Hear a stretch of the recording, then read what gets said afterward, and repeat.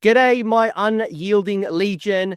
In this episode, we are paying the bone tithe to the Ossiarch Bonereapers with the indomitable Jesper Melander, a tactical genius with relentless discipline, a top-performing OBR player who's risen through prominence with sheer strategy and determination. You've probably seen Jesper on the World Championships of Warhammer doing incredibly well, top 8ing, catapulting everyone. According to Malarkey, you are number one death at the moment for this General's Handbook. 82% win percentage, 65 wins on the board with the current General's Handbook. So I'm really looking forward to chatting to you about, like, let's open up the Mortek Empire gates and talk, like, what's the strategy? Like, where are we at? Like, I was looking at Warhammer and you are in that healthy 50% win percentage. So definitely not top. Definitely not worst. So you're in this nice little spot. Where are we at in a world where you don't have a million command points? And how do I make the most of OBR? Jesper, welcome. Talk to me about the greatness that is the Mortek Empire. Thank you for that great introduction first. The Ossiarch Bonereapers is one of the best factions if you know how to play them. And if you know the core strategies of the game and core fundamentals of it all. For example, you speak about command points. We got 3 of them free every turn, and they are changing for offense or defense depending on what you're after for that turn. So the relentless discipline points are awesome to use. It gives you so much more depth into the game. So in the movement, you can either add 2 to the move characteristic of everything, basically everything, because you play cat across mostly. We do get the retreat and charge. Still, you take the damage, but you got that retreat and charge. In the charge phase, +1 to charge. Often you stand 3 inches away, so you can't fail that important charge. Or why not? If it's the opponent's turn and they charge into you. Archives with Rend 5 against monsters is the most horrible thing for monsters to go into. And yeah, yes, they are. Yes, I played. My sons went into a list with that, and oh my gosh, the damage those Morghast Archive did, and then the murder ponies came in as well. Like, yeah, this is. So, for example, a Carousel or Grumdy that gets the charge into them, even with the all-out defense, they are at a 7-up save, so they can't do any saves against damage 3 attacks. So they are horrible for a lot of players to walk into or fall into the trap of, oh, I'm going to charge these guys. Well, they are going to survive your first fight, and then they are going to swing back at you. And in my example, it was a Kragnos. Yeah. Because I had to, right? It was, well, what's the battle plan where there's like one objective in the center? Is it, Soul Striking? No. The one that comes in from the sides of the boards and it kind of moves in. The Vice. Yeah. So it's Vice. Like, we've been dancing around the table, catapults shooting at me, like dancing. It's now in the center. I'm like, oh no. So Kragnos had to go in, and I'm like, it's so dead. Oh, I had that fight in the World Championship as well. That was a great fun. And then, yeah, like, without getting into the rules, we will get into rules. I love your discipline and like just laser focus on the rules, but like, they are cool. Like, there's some cool things about them, from like your the Gothazar Harvester, the Catapult, the Tyrannic Cohort. Like, there's some sweet models in the OBR range. Absolutely, and one of the reasons I play mostly Death is because it's so much easier to paint than anything else. It's primer, and it's bone contrast. You don't really have to do much else, and it's supposed to be dirty. I mean, I don't think they get a shoe shine little boy sitting there polishing the skeletons up. Like, you can easily paint up an army with it being tabletop ready. I'm not a painter, I'm a gamer. So anything I can paint quick and easy, dirty down as hell, and just put on the table, I'm happy. What's kind of cool as well is that if you make mistakes, you can just you can make up some really messed up models. You can, again, they're bone constructs. They don't have to be perfect, to your point. And the law absolutely like plays out.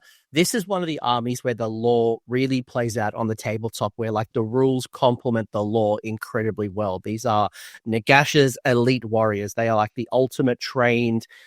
This is like the SWAT team, the best of the best when it comes to Nagash, and you see it, right? It's not the horde of zombies, and even that play style of Mortek Guard Horde doesn't really exist anymore.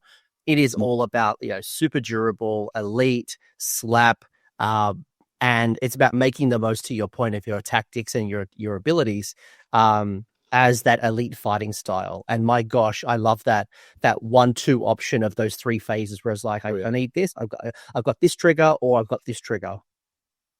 So it's a reaction army all the way, and for Catacross to be in there as the like highest ranking general throughout all of Death, pretty much. Tactical genius on the battlefield, and the supremacy of his generalship is so solid when you play him in the army as well. Like, for example, the rule for him to steal a command point because he predicts the enemy to do that tactical maneuver, and on a 5-up, you can't do it. I read it in the yesterday paper. I love that. Lovely. I got a question from Discord, and I'm going to ask you another question. And then I'm going to get into something that I'm excited to talk about, because I did get the pleasure of streaming your games on the GW WCW stream. So I want to kind of talk a little bit about where OBR was for the first 6 months of the General's Handbook. We've obviously now had a battle scroll. We've had some changes. We've had some introductions to the meta. So I'd love to know where you're thinking, I guess, for the last 6 months. But Jive Turkey asked, what drew you to OBR, and what's the favorite aspects of OBR? So my favorite aspects of it is that it's a Nagash army. It's a Nagash elite army. So I do have Nagash tattooed on my hip, which is like I'm a death player. That's my main throughout the whole series of everything. So it's either death or Gotrek, which is my second favorite dude in all of Warhammer. And for me personally, it has a lot of my backstory into it. So I've lost so many family members. And I've been suicidal in my life. I tried to commit suicide. So death for me is so close to heart.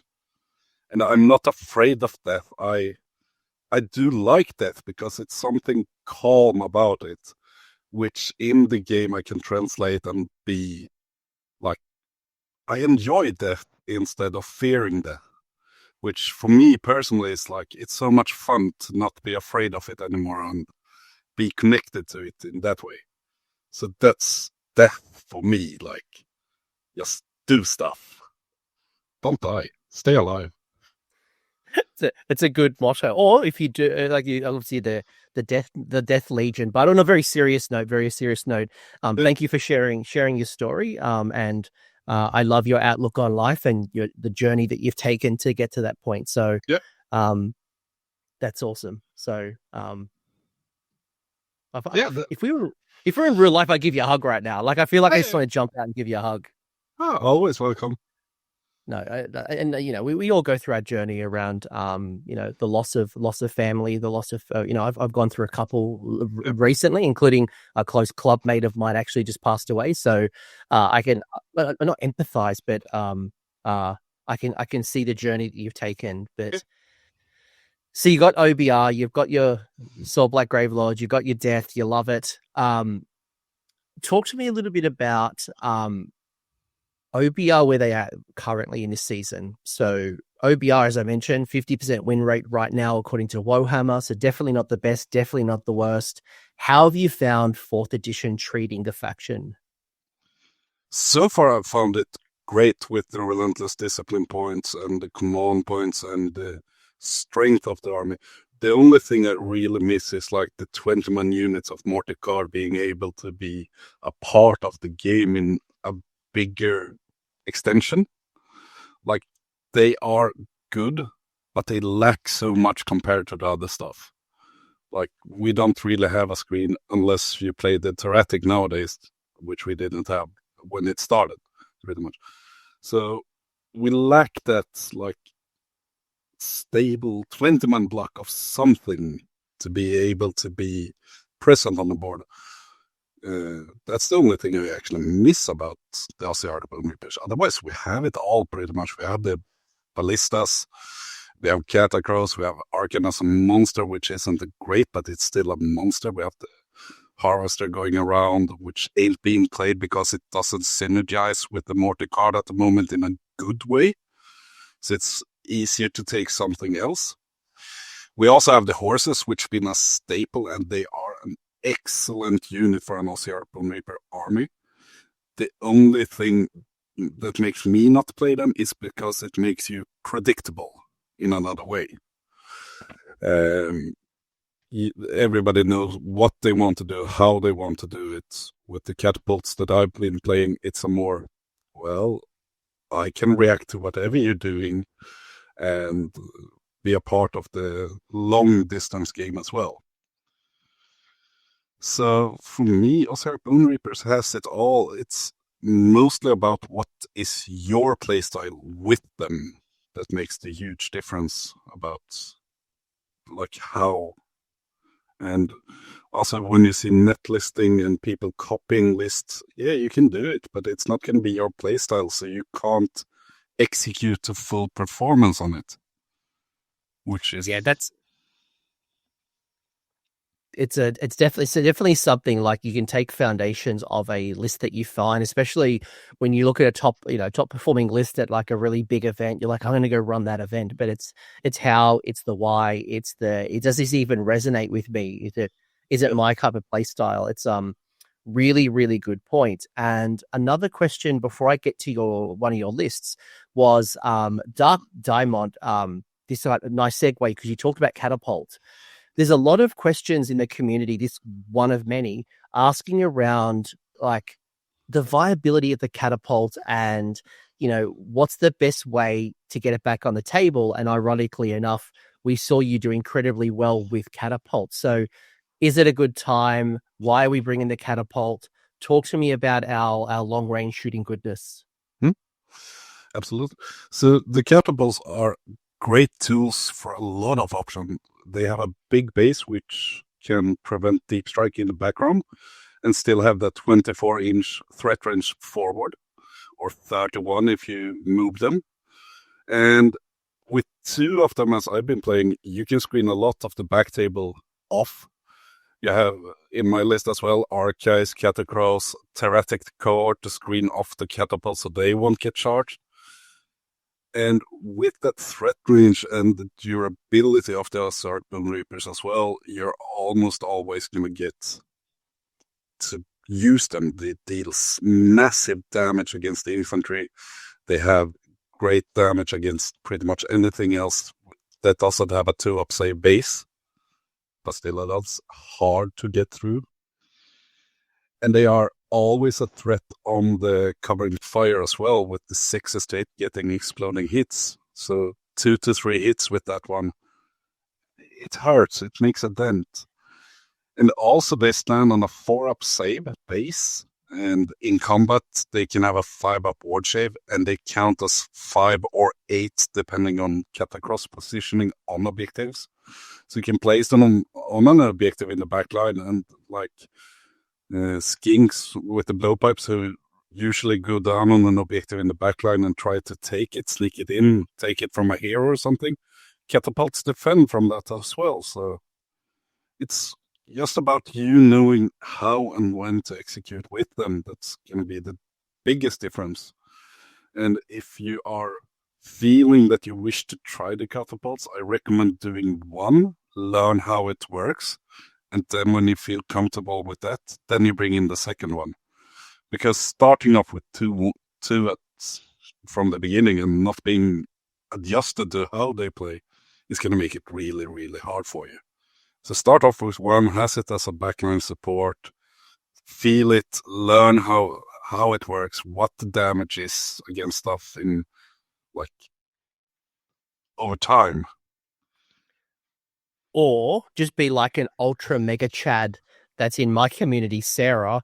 Sarah runs 3 catapults. I'm like, you are a goddess. You are so good. Like, she just runs 3 catapults. It's like, I'm going to destroy you or I'm going to get my butt kicked. Because it's a lot of points. Like, it's a lot of points in 3 models. So, but I think even for me, like, it just changes the play style, right? Like, as an opponent, it's like, okay, right, I can't afford to be shot by these catapults. I want to go in and go get them ASAP. Yeah. Most armies that have like deep striking and teleporting, with some exceptions, aren't going to be able to handle the catapult and do enough damage to it, right? Like, yeah, you can tie it up and stop it from shooting. But for the vast majority, like, as you said, you know, tree revs, canary, like things that come down and deep strike are not going to do it. Stormcaster, yes, there's some exceptions. But outside of that, like they are a threat. It's like, right, okay, well, if I come closer to you, beautiful. Now it's easier for those Death Riders, the Morghasts, anything to get into combat. So it's like damned if I do, damned if I don't. And it's a real psychological battle, which is fun. And then you just apply your battle traits and I guess attack accordingly. And then, you know, apply your wards, apply your saves, go kill those monsters. Good time. Yeah.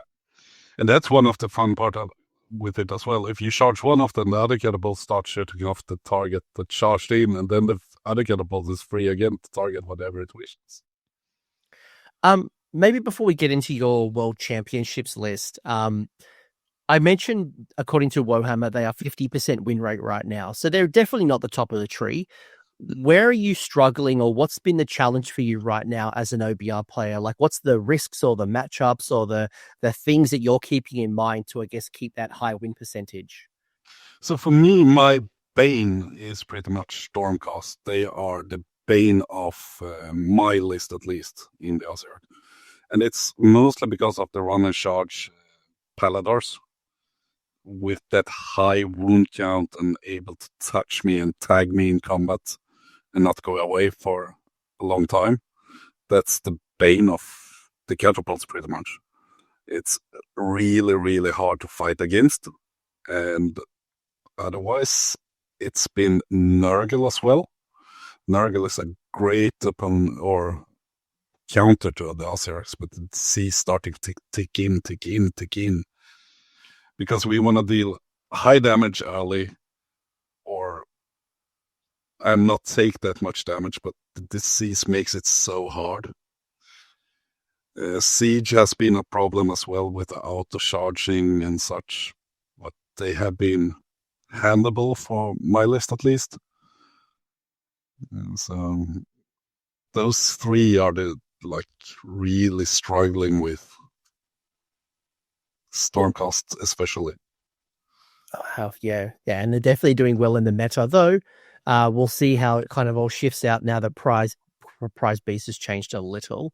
Yeah. Maybe those Stormdrake Guard. But the Paladors, the funny thing about Paladors, and this is not the Stormcast show, is that you just can't buy them. They're just on the shelf. So that's probably kept them at bay a little bit.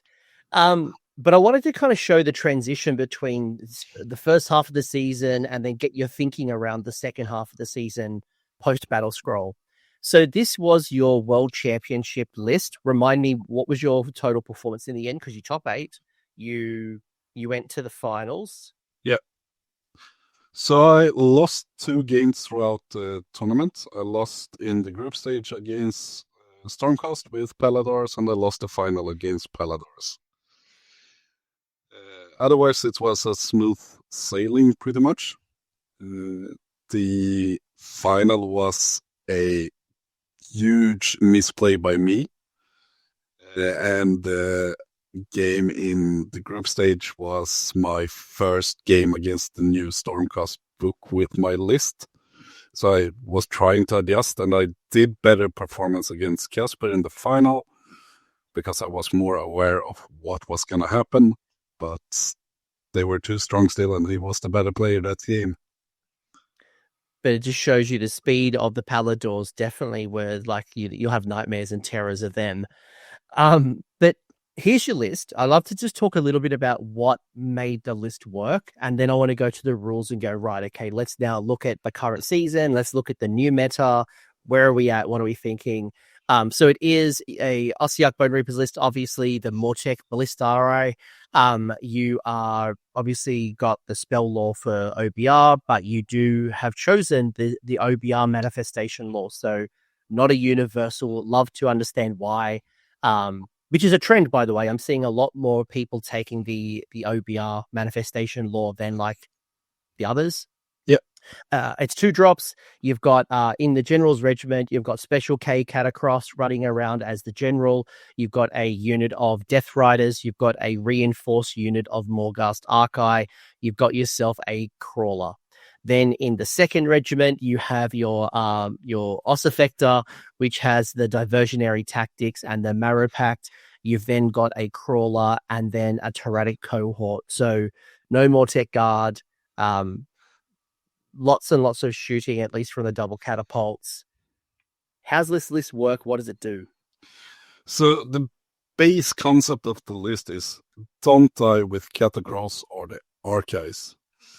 The Death Riders and the Tyrannic Cohort are there for screening, or with the Tyrannic as well, deep striking if the opportunity presents itself to keep that, like snagging a back objective or a terrain feature for take the lands or anything like that. The Ossifector is in the list for the buff towards the catapults and the strike last effect, and also for the +1 rend on the Archive, which is so damn good.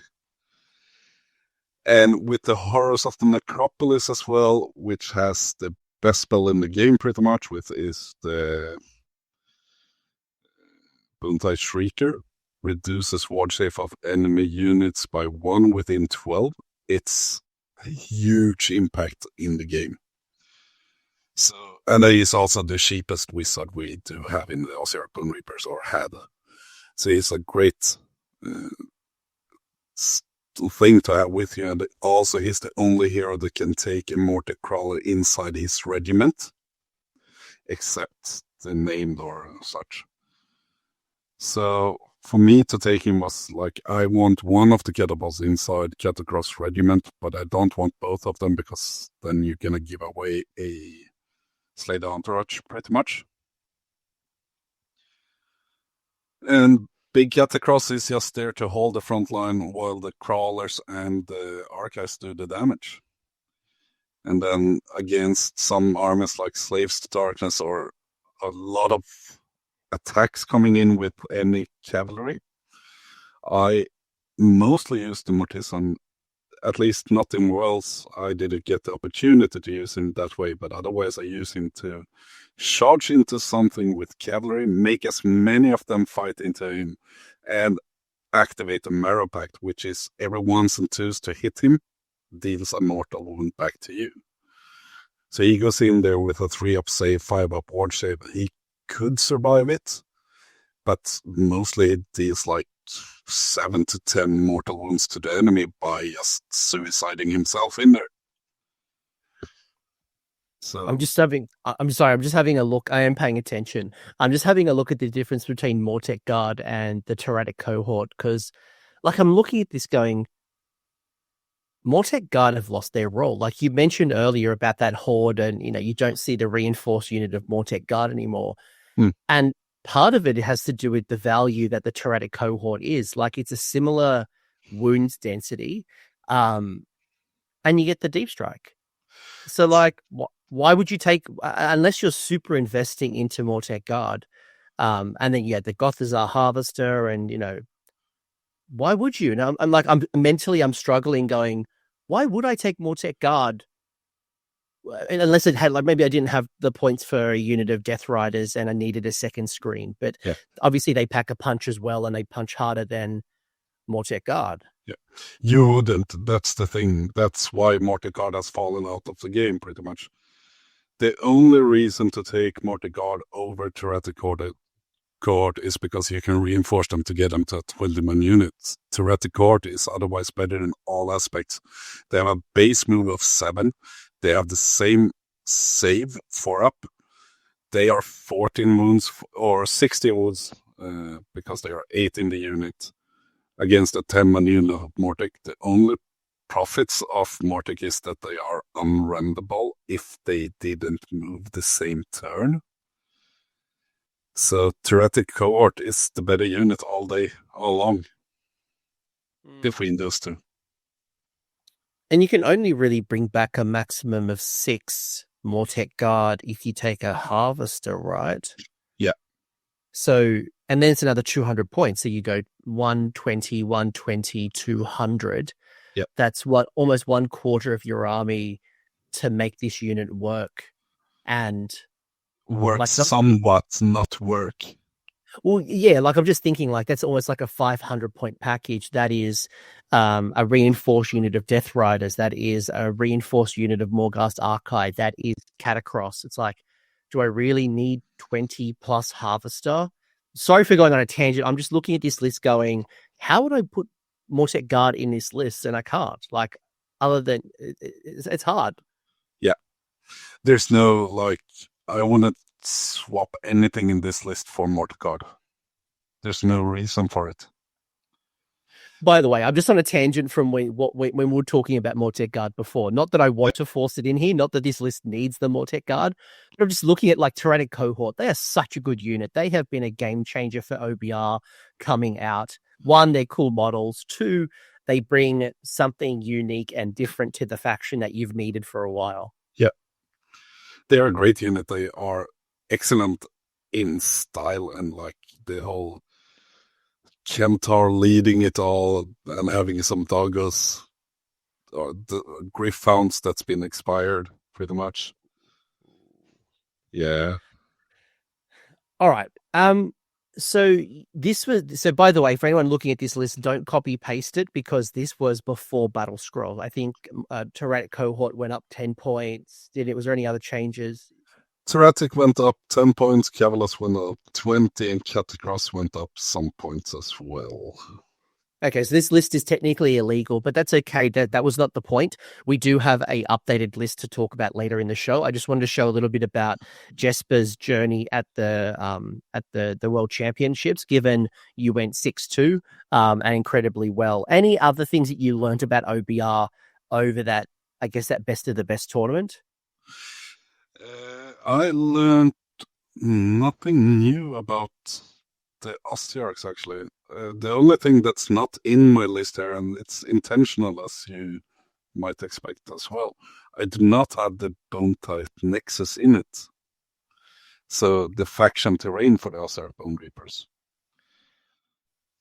Let's talk about that for a second. I'm going to jump ahead on the slides because I got to play a OBR player that I'll show the list in a minute is Jesper, not Jesper. And he too did not put down the Bone Tithe Nexus on the table. He didn't even have it at the tournament. He went 4-1. So, you know, a really good player still. I love playing Jesper. But okay, you're not playing the Bone Tithe. He's not playing the Bone Tithe. I'm hearing other people not playing the Bone Tithe. What's the go? So first off, it's such a huge footprint into my deployment zone, which I want to keep tidy up and being able to place my cannibals, which are huge in the base size as well. So I don't want that Bone Tithe Nexus to be anywhere near anything in my army, pretty much. First off, it's a free do not waver with any kind of deep strike unit in the late game or anything like that. Just go fight my terrain piece and it's done. Also, you have like an extra terrain feature for take their lands, and what we get from having it isn't worth the giveaways we give for placing it on the table. So for me, it's just a waste of deployment area. It's a waste of battle tactics given away to the opponent. It's interesting you say that because at the height of the Bone Tithe Nexus, it was during second and third, maybe at least second, where you put it in the middle of the board. It was just like smack bang in the middle. You know, the aura would start kicking in immediately and be annoying.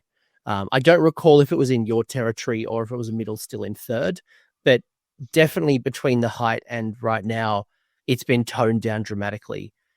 Do you see a world where maybe it does add value? Is there a particular play style or a particular reason why you would use this Bone Tithe Nexus? For me, no, it doesn't, because the effect of it, or for it to go off, it's on a 4 of it. So 50-50 for what could be done with it, and it's pick a visible enemy unit within 18. It's not worth it. Especially when you destroy your own deployment zone by having it there. The only time it could be used is pretty much if you want it in the middle for the opponent to charge it and get a free do not waver, kill it, and then you have the counter attack on it somehow. But I'm not a fan of what they've done to the Bone Tithe Nexus. It's paying for the past of its sins. Like, when I look at some of the other faction terrain, like, surely if this was a tier show, this has to be towards the bottom. Yeah. Like, this has to be towards the bottom. Like everyone else, whether it's the Loon Shrine, whether it's the Maw Pot, whether it's, the Charnel Throne, like, I could just go through all of the terrain features. Like, yep, that's useful. Yep, that's useful. The fact that it's a 4-up as well, can you modify that at all? Like, is there any way to modify that in? Like, there's no like hero, spell, wizard ability. No, nothing. So I get this off technically 3 times if I'm lucky on average. Yeah, a game. Make it like you have it as a garrison, or like the others, like you can stand your priest on it and collecting the tithe somehow, and giving out some healing or anything like it, and it might be attractive. But as it is now, it's not. So your recommendation is not to use it because you give away battle tactics, because you impact your deployment zone. And if you were going to use it, it's to bait your opponent into go for a cheap, do not waver, take their land, and then you offensively can then go into them as a counterattack. Is that kind of like the summary? Yeah, that's my summary of it. Yeah, I must admit it's underwhelming. Yeah. So I actually brought it to a tournament in Oslo in Norway, and I forgot it there, and I have no need of it being returned soon.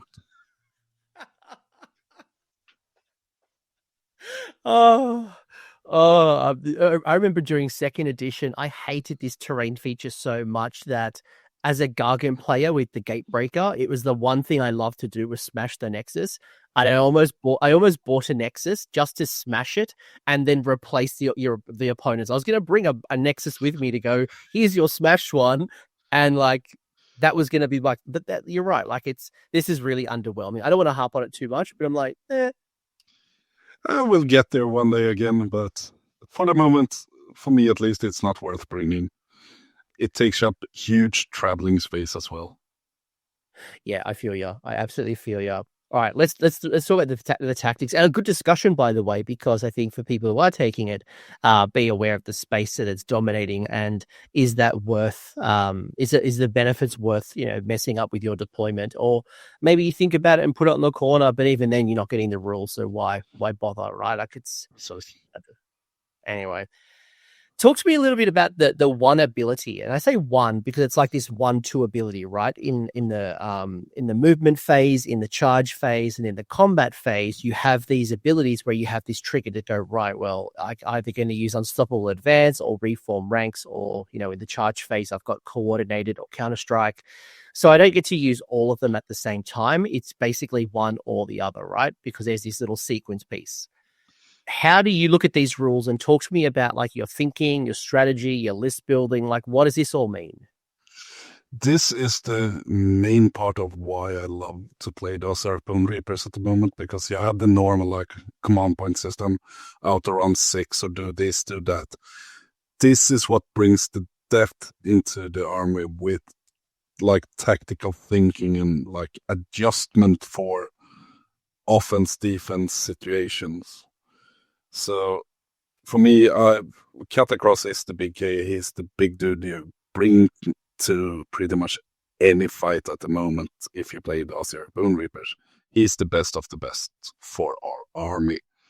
because he makes the auras of all of these being wholly within 18 instead of wholly within 12 of any hero.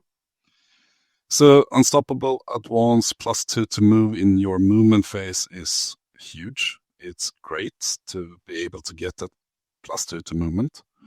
So most units start moving 6 to 12 instead of 4 to 10. So it's a free new sub-commander, like, it's great. And further along into the game, so you use the unstoppable advance turn 1, 2 pretty much. After that, you start switching over to the reform ranks, which gives you retreat and charge. And especially if you play Cavalry's Deathlance or Death Riders, which gives them retreat and charge, getting that bonus +1 damage on the charge. Again, it's huge. So that's for the movement phase. And then you go on to the charge phase, which is +1 to charge or anti-charge. So the +1 to charge makes it a lot easier once you started tagging enemy units into combat. You just move up to being outside 3, activate the +1 charge, you can't fail the charge.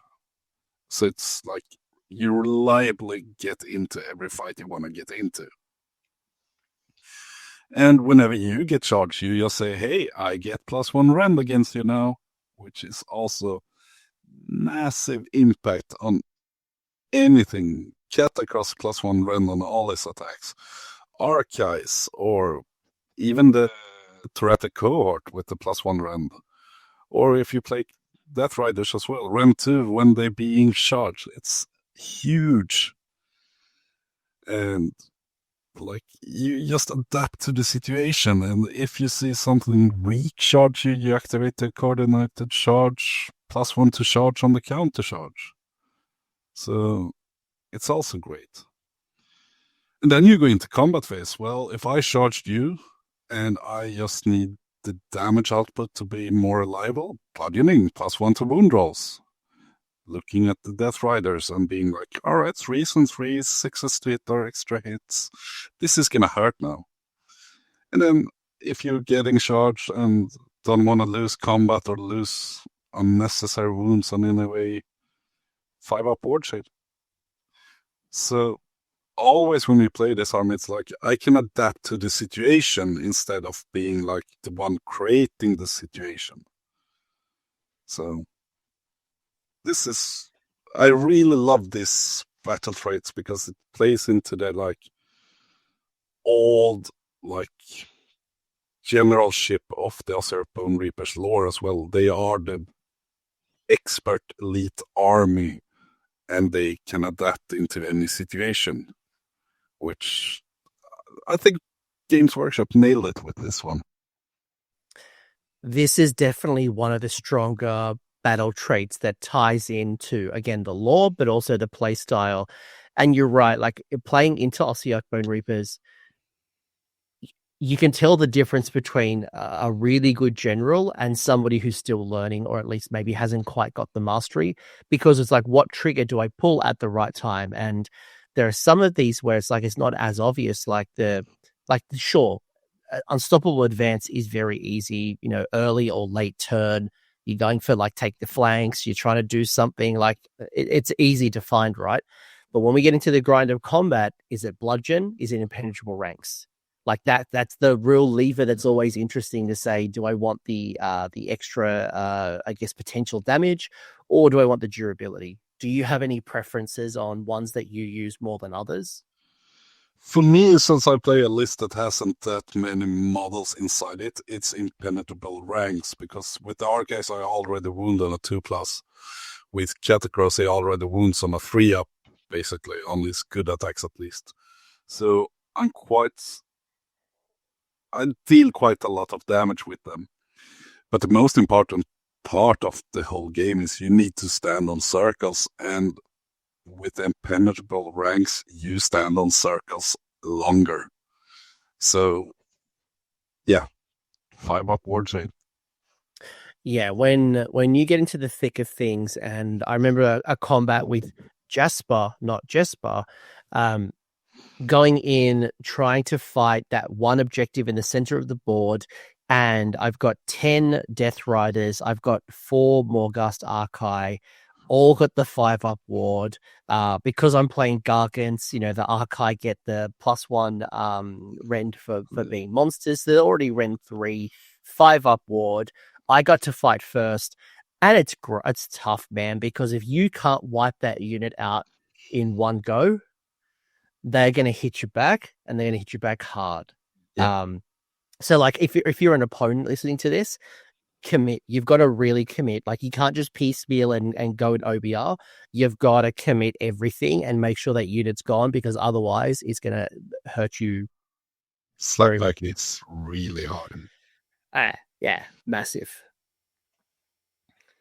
Anything else? I mean, like they're a cool set of rules. They're really and I guess it depends on the situation. And all right, I'm gonna go back to my Mortek Guard for a second.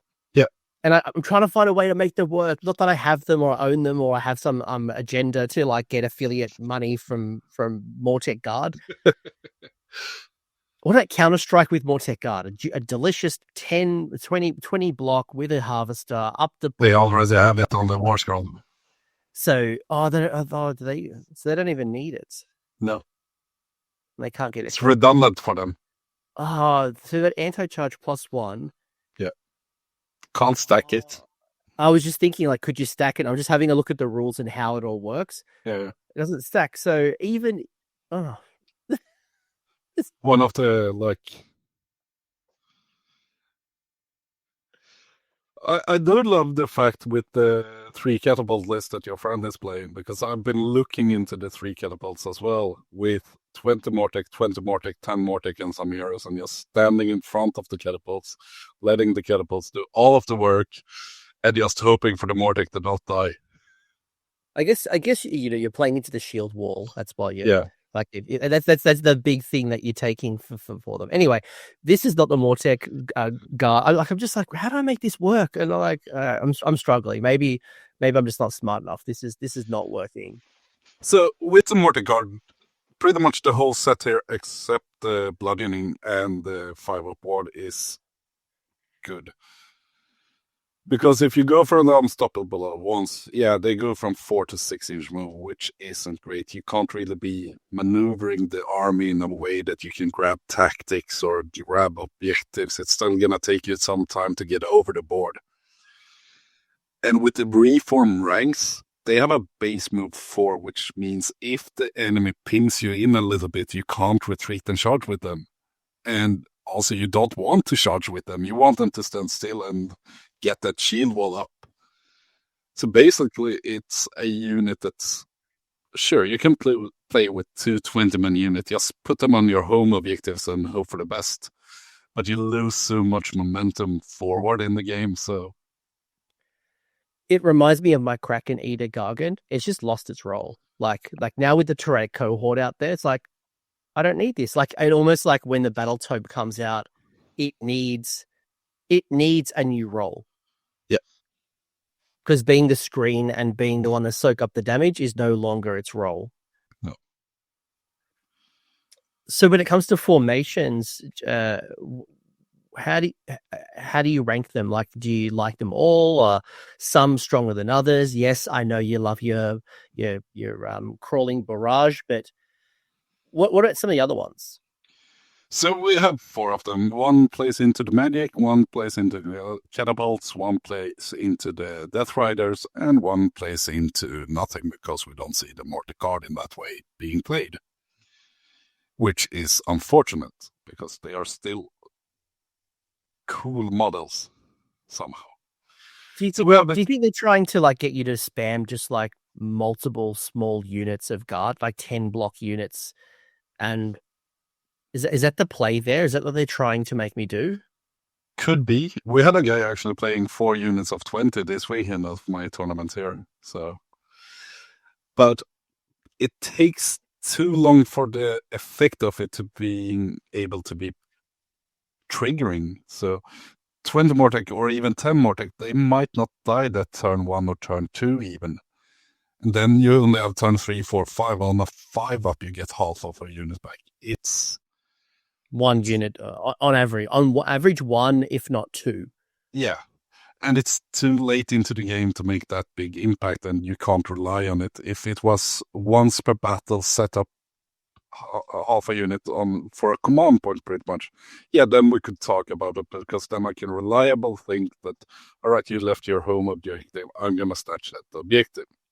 But on a 5-up, it's too random for it to happen. Otherwise, I do think Kavalos Lance is the best one we do have for that alpha pin with the Death Riders going 6-inch pre-game move and then having a move of 12 or up to 12, 10 base, but +2, and just charge. And that's what we've seen a lot of the armies being played as, like in the World Championship. There was Nagash 30, 25 Death Riders, 1 drop. They did that thing, go over the table, charge. And it's the easy one to pick as well, because it is the best one if you're not high-end general of the Ossiarch army, I'd say. And Mortisan Council, well, we could make a list with mages and try to play that game, but the mage thing in our army is mostly like, all right, we want to empower Netherite weapons onto either the Death Riders or Archives. And if we play Death Riders, yeah, Swift as Death is the better one to go for with the pre-game move. You can stand frontline, you can pull them back or go forward depending on opponent and everything. And then we have the Crawling Barrage, which is the one I've been playing. It's excellent when you play 2 catapults. If you play 1, you should take one of the other ones. If you play 2, it's basically 2 free all-out attack if you stand still wholly inside your territory. And once again, we're going to get back to this, why we don't play the Bone Tithe Nexus, because you mess up your own deployment. You want to place the Mortic Crawlers in a way that they don't have to move, but always be in threat range of objectives, which is the one thing we always fight for. Or that center table where, like, stuff is going to happen no matter what. I want to go back for a second, if you don't mind, before we go forward, because on paper, the Mortisan Council should be number 1. On paper, right? We're in a season dominated by manifestations. They're free. There's decent spell laws out there. You would think, again, on paper, it makes sense that +1 to casting rolls, especially, Purple Sun and, all of these Akron Spines and things like that, or just getting off my spells more consistently would be better. But I was thinking about this and going, right, a lot of your foot hero wizards can't join regiments. They are standalone models. Do you think the new way of building lists with regiments and having high drops potentially to build a Mortisan Council is one of the reasons holding you back from this? For me, it's not that thing holding me back, because I play Horrors of the Necropolis. Even on the counter cost, which is -1 to cast, on average that's a 6, which is all of our endless spells.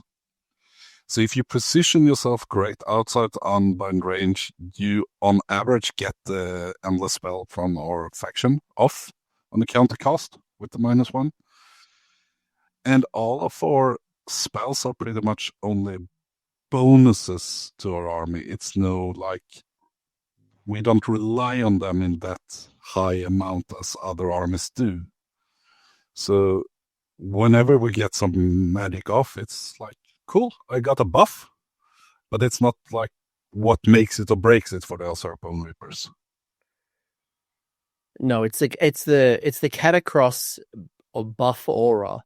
That's the consistent buff that you really value, right? Because I'm just trying to think, like, because that sounds really cool. Like, add this into any other faction, that I get +1 to cast for my wizards. They'd take it. They would take it every day of the week. So why not OBR, as you're saying? Because the buffs aren't as critical. The spell wizards aren't as valuable. Not to say they're not valuable, they're just not as powerful as in other factions. And maybe that's why we don't see as much Arcane the Black. Like, he seems to have dropped off dramatically in 4th. Yeah.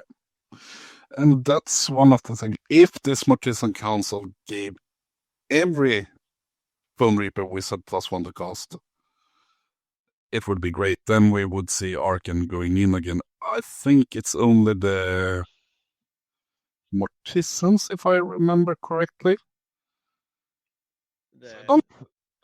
The foot heroes. I don't think Catacross gets the +1 to cast. Which is like, yeah.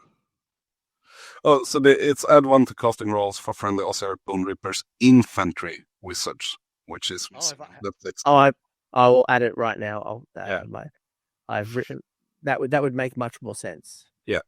So if it was applicable to Arcane as well, he would be a +2 cost, which could go up to +3 if you go to places of power. Then we would start talking about like the effectiveness of it. But +1, it's not a make it or break it for Ossiarch Bonereapers. So to go back to my point as well, like, it's just that those, like the Soul Mason, the like your Bone Shaper, those type of small infantry heroes just don't add as much to the faction that maybe other similar units in other factions would. Correct. Okay. Glad we talked about it, because when you retype a whole battle tome or a faction pack, there's bound to be a couple of errors. So thank you for picking that one up. Yeah. Anything else on battle formations, or should we talk about artifact or hero traits? Like, for me, as a recommendation to newer players into the Ossiarch Bonereapers, start off with the Cavallos Lance and try it out. And if you go for the Mortek Ballistari, make sure you have at least 2 catapults to make it getting the value you need from it. And rely on your guys to do the magic without the +1 to cast. Yeah, it's consistent. Just don't fall into the traps of, like, I have to have 3 units of Death Riders. Like, just because you can have up to 3, and same as the Mortek Crawlers, just because you can doesn't mean you should. I mean, but if you want to, you do you, run 3 catapults, run 3 units of Death Riders, do your thing. Yep. Do you have a favorite hero trait? I do love the fact that I can add 1 to charge rolls for friendly Fire Slayers units. Oh my gosh. All right, keep going. You fix it up. I mean, this is the best, absolutely the best trait we can take as Ossiarch Bonereapers. Oh, this is rookie time. All right, keep going. Talk to me. Yeah. So it is subtract 2 from charge rolls for enemy units while they are within 12 of this unit. Yes, I use templates. Yes. And yes, next recording is Fire Slayers. Anyway, let's keep going. Cool. So, me personally, I've been playing the diversionary tactics for the -2 to charge for enemy units within 12. It helps me protect my catapults a bit more. Like, I place my hero close to them and I redeploy him towards the enemy unit that wishes to charge my catapults. And especially with Deep Strike, I use him as a screening unit. Because Deep Strikes are 9 inches off, which means they need an 11 on the charge to make it in there. Which is really like, if you get it, you get it, but it's not reliable for you. So that's my main one to go to. Especially with the AoS, and you need somebody fighty as a hero to pick it. It's enemy units only hits on a 4+ against that hero. Which is good if you play the Leech Javalos. But even if you play him, he's not that survivable with it, because we have so much magic going on at the moment that can take him out. So -2 to charge is my go-to. And we also have the Aura Sterility, -1 to wound roll for shooting attacks to target friendly Ossiarch Bonereapers within 12. We haven't seen that shooting meta arrive in that way. So it's in a 5-game tournament, AoS sterility might be used in one of the games, while the versionary tactic will be used in all games. Yeah, shooting range has gone down dramatically. I think I only played one shooting list, which was a Hurricane style temple, 20 sentinel type builds. But out of that, it's pretty inconsistent, and range got shorter. You don't have to deal with cover fire anymore. No, unleash hell, sorry, anymore. Cover fire is still here. Unleash hell's not here. So like that it's not as strong. And you're right around the other one. It's like your best option really is just Unleash Kavalos, and it's a support piece. It's not like a kill monster. It'll help, but yeah, I tend to agree. The versionary tactics. It's the better one. I think it was better for the Fire Slayers though. Yeah, you wish. You wish. Yeah. Oh gosh. All right, moving along.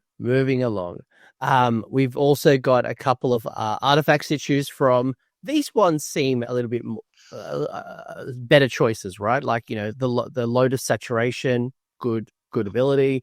Marrow Pact, good ability. Even Helm, Helm, I know we don't do a lot of objective control, and this seems to be a theme that a lot of factions have a lot of objective control increase or decrease, but it's not a game that we're kind of playing out on the tabletop just yet. But when it does, it's very helpful. Yeah. So as I spoke of the Marrow Pact before, I've actually switched to the Load of Saturation for this next list that I'm doing at the moment. But at World Championship, at least, Marrow Pact was the one I chose because of the Vanguards and all of the cavalry. So I want to use that one, charge them so they don't get the charge bonus against me, and force units with 4, 5, 6, or 7 attacks to fight into a guy and just kill themselves on him. So that was my Al-Qaeda strategy with the Marrow Pact. Nowadays, I'm running the Load of Saturation on one of my wizards. I included a Soul Mason into my list instead. I'm wanting to stay a bit more survivable in the Madduck meta that I ride with Croak. So I want to have him as long as possible.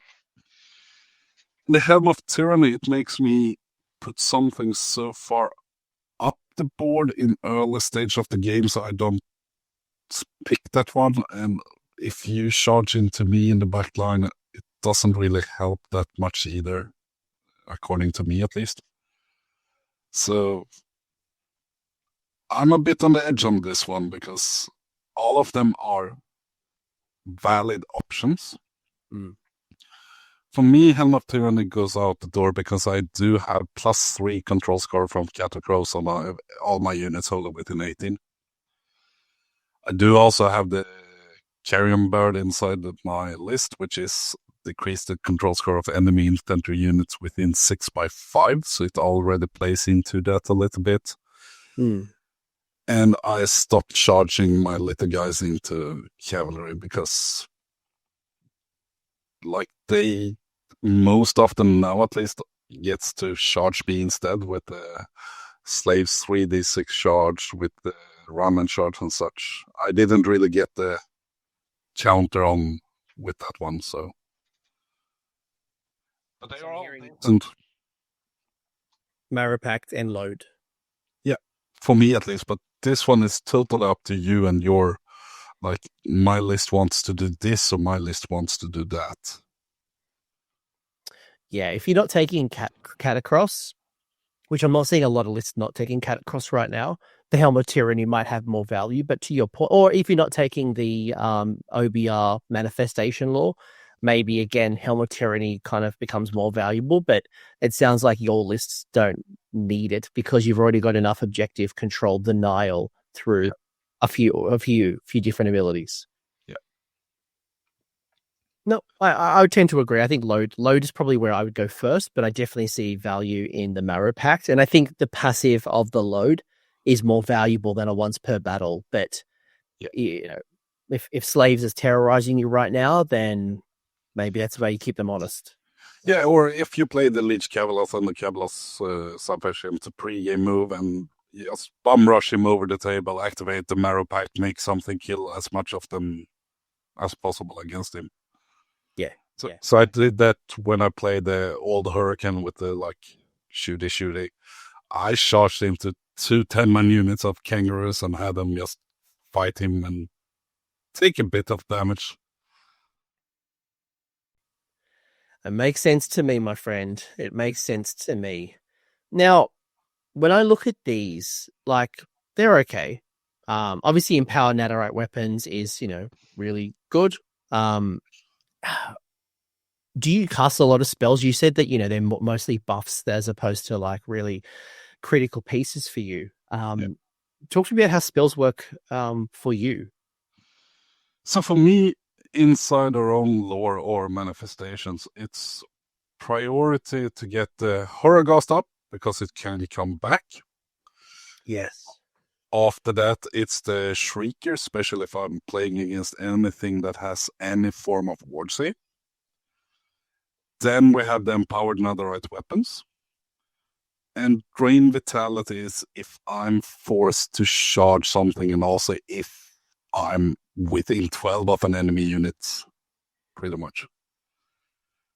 So, Charge Storm, rarely cast it. I think I've cast it once because there was a hero on 1 wound left, so on a 5+ I could kill him. Otherwise, it's the Endless that makes the biggest impact for us, because in my list at least, I don't have that many units. I need a manifestation to go out and screen off the board and just touch enemy units and be in the way from them moving and charging. Yeah, my last opponent definitely prioritized Nightmare Predator and the Soul Stealer Carrion. Because I don't have wards. My Gargans didn't have wards, so I get to see those two out first. Empower Netherite Weapons was coming up often. Yeah, you're right. Drain Vitality kind of came up, kinda. I haven't seen Shardstorm hit the table. It seems to be constantly getting out those 3 manifestations, getting them to fight, being able to debuff, all those things, in addition to in power. So, and maybe this goes back to the fact that you haven't got as many wizards. You don't have Arcane the Black, so you've only got a couple of spells to choose from. You're countercasting to get that manifestation on the table as well, and you're just running out of options. And it makes it easier to play it because you don't have that many options. If you're given turn 1 and like Drain Vitality, I can't do it. Charge Storm, I can't do it. Well, it's Empowered Netherite Weapon or an Endless. It's easy. It's effective as well. And the casting value of Empowered Netherite Weapon is 5, and all of the Endless are 6. So reliably getting it, the casting roll to get it out is there. And if the opponent makes a higher roll, it's gone. But it's not that impactful on us, as other armies might need their spells to be able to do whatever they do, pretty much. Yeah, it's not super crazy. It's not super crazy. Why have I got 6? It says it should be 6. Oh, yeah, cool. Yes. Oh, no, sorry. Manifestations is the next page. I'm like, have I made an error? No, you're making me paranoid. These are 6s. These are 6s. These are 6s. I'm like, oh no. I've got Drain Vitality as a 7. It should be a 6. No, it's not. It's fine. It's correct. But talk to me a little bit about the manifestations, right? Because this is a trend that we're starting to see slowly in other factions, but OBR has dominated.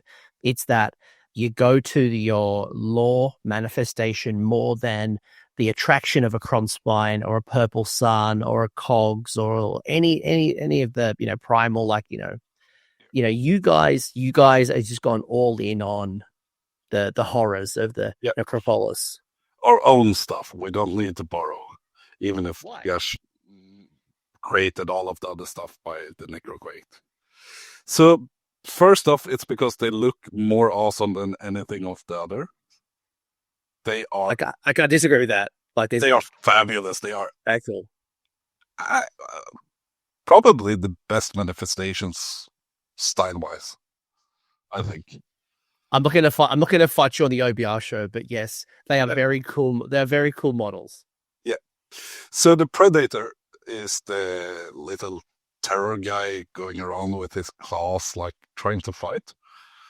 And easy to cast, 6 up. And if you get to charge him turn 1 on a 9, it's great. Like, it can add some values. 6 attacks, 4s and 2s, rend 2, damage 2. So you have a decent, like, a hero profile, or a bit under a hero profile. So you can deal some damage. But at the end of the turn, if it's been removed from the table on a 4+, I get to set him up again. Wholly within 12 of the caster, 9 away, and all that. So it's like, if I get him off the first time, he might come back indefinitely for the whole game, pretty much, which is value for the casting. And I have the Shrieker, which is the 4-headed guy, just running around there looking cool and looking at everything with a pyramid on top of his head. Lowers the ward save of enemy units within 12 by 1, which is hugely impactful, especially if you're playing like Nurgle or any other death faction. Any other death faction, you pretty much just remove the ward save. And Nurgle, you just make it a 6 instead of 5, which reduces damage with 16%, which is great. It has some shooting attack as well, so if you need it, he can shoot and he can fight some as well, all if his damage is D3. So it's 4 attacks in combat, 4 attacks in the shooting, 3s and 4s, rend 1, damage D3. It's actually a nice profile for such a piece.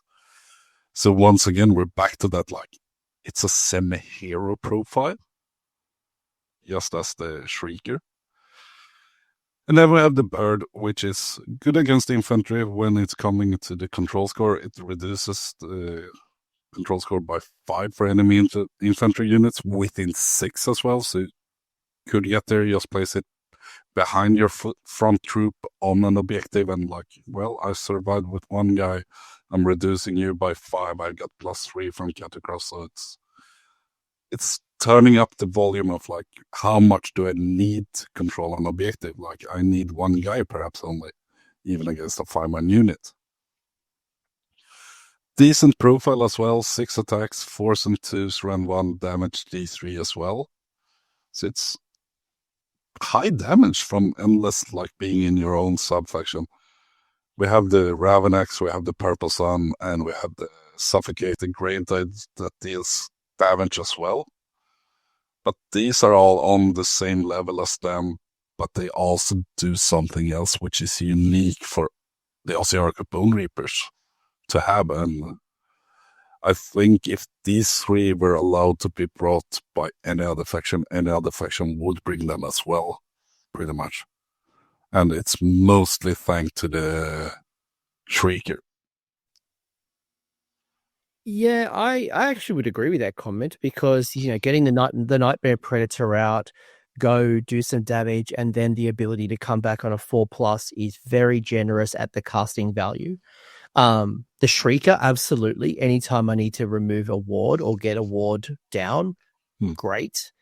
And the Carrion, yeah, absolutely. Absolutely. I think all 3 of them do play their part. And to your point, they also do some combat. So they're not a beat stick, like they're not crazy powerful, but they do enough. So I would agree. Actually, they're quite generous. So I think on average, pretty much, they do the same damage as the Purple Sun individually, but the Purple Sun has that to reduce save by 1. So it's pretty much like, yeah, same, but different. If you were going to go out of your faction, or you can't choose for whatever reason, is there any universals that stand out for you, or what would you go for? So in my current list, I would go for the Aether-brought Machineries because of the shackles, or not the shackles, the cogs. -1 to hit is awesome against mages. But also the Quicksilver Sword is my absolute favorite model in the Manifestation lore outside Ossiarch Soul. Also, this turn off ward saves, it really plays into the game how I think you need to have those options to be able to perform against the top armies.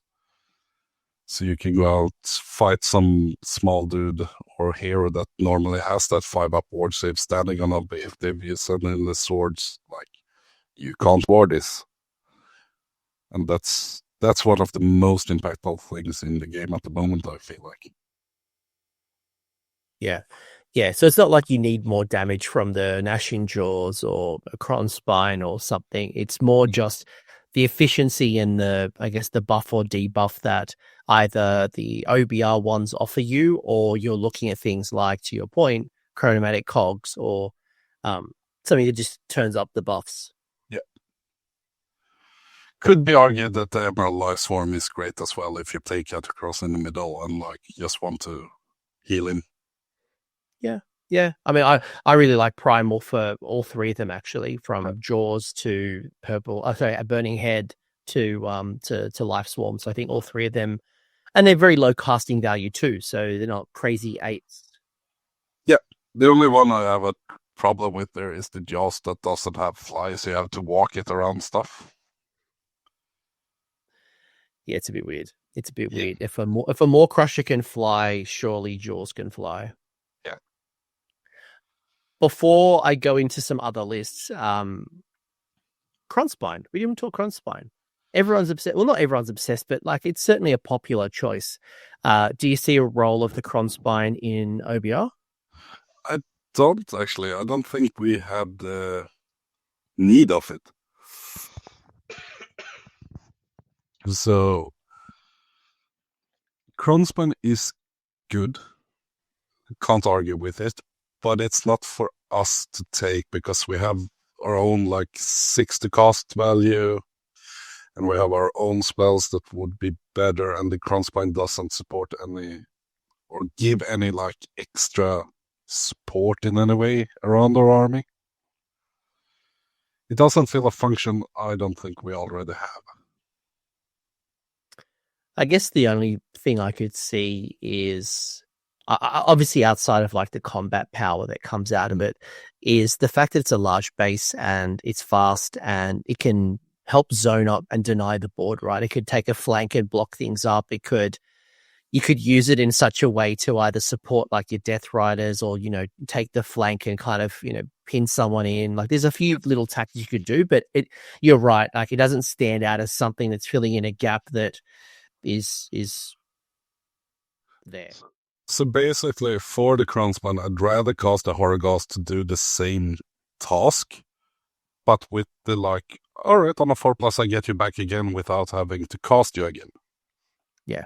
The Predator is very good value, and it means you can just go in there and bring it back and bring it back and bring it back. Yeah, I hear. We talked about that. So this is the list. I've teased you guys enough. So Jesper showed you the World Championships list. Some points have changed. There's been new things in the battle scroll, a couple of new honor guard rules. So this is now the new version. This is the current season based on what we've got. We've gone a little extra. So we've kept the same battle formation. We've still got the OBR manifestation law. This is a 3-drop list where the last one was 2 drops. You've got Catacross still as general. You've got Morghast Archive reinforced still. You've got a Mortic Crawler still. In Regiment 1, you have the Ossifector with a Crawler and the Tyrannic Cohort. You also have a Mortison Soul Mason with Diversionary Tactics and Marrow Pact. What's missing? We've lost the Death Riders. We lost the 5-unit Death Riders. We've gained a Soul Mason. Correct. What else has changed? Anything? Yeah, actually, I think I switched from the Marrow Pact to the 5-up board Load of Saturation on the Soul Mason instead. That's not what you sent me, but anyway. It might be wrong though. But load it, the one I have on me. I've chucked it on there now. So we've got a Marrow Pact or load. So after the new honor guard options you got, I felt like, all right, I don't want to fight about the 2-drop like the roll-off. I'd rather be a 3-drop with the extra spell power in it. And I'd rather be negating you to pick 2 honor guard and me. I don't really care about picking 2. If I get it, it's good because I can pick something extraordinary on like Tyrannic Cohort, give them or +1 charge against specific units on the charge. Most often I go bodyguard on either the Archives or the Crawler in Catacross Regiment, because that's what I feel I get the most value from. And most often that Catapult is walking up just behind Catacross, still threatening stuff and being obnoxious for turn 1 too. And then planting myself there and firing away pretty much. And I felt like the Soul Mason gives me a extra tool, and he might be the one reason for me to switch from Mortis Ballistari into the +1 to cast faction. Because he has a spell, pick a unit, hold it within 12, goes off on a 7, and give them strike first. So I could negate that, like, alright, you're gonna charge me, I get to swing with my Archives or Catacross first. But then I looked back into the game like, alright, a lot of stuff in this game already have strike first in some way. If they charge or if they do this or that, they do have it, which makes them fight before me anyway. And sure, I could do the covering fire with the Crawler and give you strike last, but if you have strike first, it's still gonna be fight at the same. So that wouldn't require me to spend 2 command points, which too many to spend in a turn for spell and covering fire. But then for the Mythician Soul Mason, he's a 2 cost. He still has that -2 to charge for enemy units. I gave him that 5 up warrior because he's a 6 wound character instead of a 5 wound. So a bit more survivable, but not that much. But I did also feel after the Croak resurrection, let's say, call it that I, even if he's +2, 3 to cast, I need to have options for the unbinds, I felt like, if I want to be competitive with the list still. So I'm more and more feeling that this list is going out of the game than actually reinforcing itself inside the meta. But for me, it's the most fun list, which is gonna make me try even harder to make it work, which so far is going well. But the meta is catching up, and we're gonna see a shift, I think. What are you predicting? What do you think's going to happen? So I predict that Seraphon is going to be a staple in the top meta, which is, if you want to go 5-0 in a tournament, you need to be able to handle the Seraphon. And that's where this list might struggle, but it's still going to be, sure, I'm going to go for it. Turn 1, Mortar Crawler, Croak, fire away. Hope for them to just sling through and annihilate him. But also with the Slaves to Darkness, teleporting, 3 D6 charges all around, and with the bridge being able to get it as well, we're looking at the speed and movement being a big part of the game. And it's hard for this list to keep up with that, unless you play it strategically from deployment to the finishing of the game. You really need to know, even for me, I use my crawlers to charge them into objectives because they have a high capture weight with 5+ categories for 8. So you really need to think about how and when you need to sacrifice damage for objective control as well. When to push stuff up, like A crawler is always going to be 8 on the objective. I'm always assuming I do have cut across there. And 12 wounds, 4 up save, give them 3 up with cut across and a 5 up ward. They are going to tank an objective as well. While if I take 5 damage on it, it doesn't matter that much. It's still going to be 8 on the objective. But if I take 5 damage on a unit of Mortar Guard, for example, I lose 5 guys and start to struggle with the objective control at the end of for them as well. They have +2 extra from, or 1 extra from the standard and such. But in the longer run, they need to take more damage to be losing on an objective.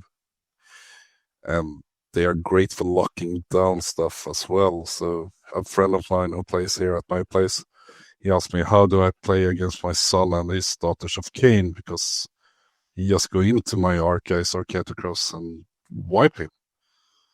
And like, sure, switch it. You use the Mortex Crawler as your front line. Like, he comes forward, you do a covering fire.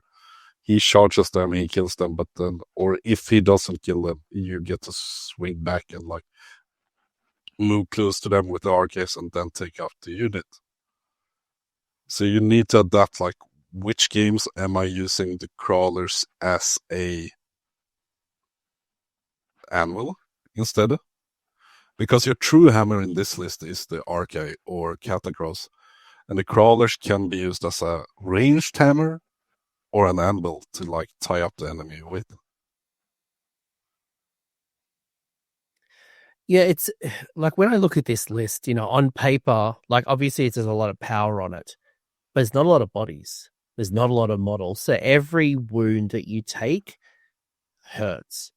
And it's like, how do you maximize and not throw away something, like, because Archive are strong, but they're not invincible.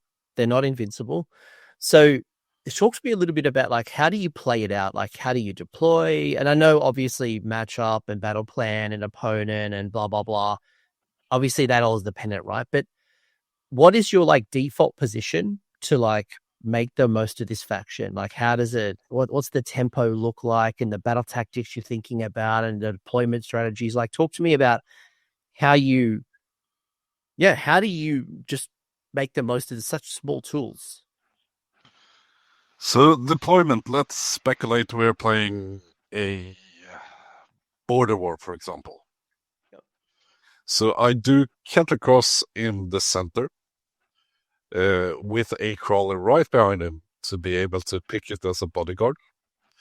I do run, depending on what the opponent is, but Reticord either in the sky or as a screen if the enemy has any kind of good deep strike or good charges turn 1. So they screen out one side of the deployment, and then the Soul Mason goes on to the other side with the -2 to charge heroic trait. Mm-hmm. Archives and the second crawler with the Ossiarch. Ossiarch and Catacross, I make sure that the Ossiarch has the Archives wholly within 12 for the +1 to rend. And I do make sure that they are also wholly within 18 of Catacross. So often they stand as a frontline right next to Catacross. And I always try to use the terrain. So if there is a terrain piece blocking off anything, I put Catacross closest to the terrain piece and Archives on the other side. Which makes it harder for the opponent to get all of his stuff into the usage stuff. So that's like the main setup if I'm playing this list like on that kind of setup. Make sure that Catacross takes the initial and threaten, like, if you charge him, I'm gonna still have Archives being able to swing back into you. I'm gonna stand there with rend 3, 4, depending on what you charges me with. And if you set up for that charge, I'm gonna covering fire with the crawler and potentially give you strike loss as well. Which is always gonna be this good question, do you wanna risk it? And if I'm given the turn, it's mostly like seize the center turn 1. Because I wanna get that push with Catacross and the Archives into the front, like they are there to fight, and I'm gonna do the +1 save and have the catapult stand in the backline, like supporting them. And Tyrannic is gonna just run up the board if they are placed on the board. Otherwise, I might keep them in deep strike for a late opening, like if you move off an objective or anything like that. Or they might be the second unit for Seize the Center, so I do them as a frontline screen. And then just right behind them, I do have Gatagro standing with the slapback, keeping the archives a little bit more back to be able to like maneuver and threaten with the counter charge or run out the sides for the next turn if need be. So the main thing with this list is to get the catapults to work for as long as possible, or if you need them, like move them up the board, grab objectives, use them as anvils. Like +1 save on them is great as well with the wound count they have. And I imagine the catapults are they're softening up or potentially deleting, I guess, the opponent's biggest threats in order to protect the archive. So when the archive go in, you guarantee that, removing what they want to remove, or they're not going to get punched back as hard as they're about to punch. And yes, there's wards and things, but you're trying to use your crawlers to protect this force of archive and catacross moving up the board. Pretty much, but the crawler, I mostly use them to take out their scoring units, like quick units on the flanks. I want to remove them with the catapults.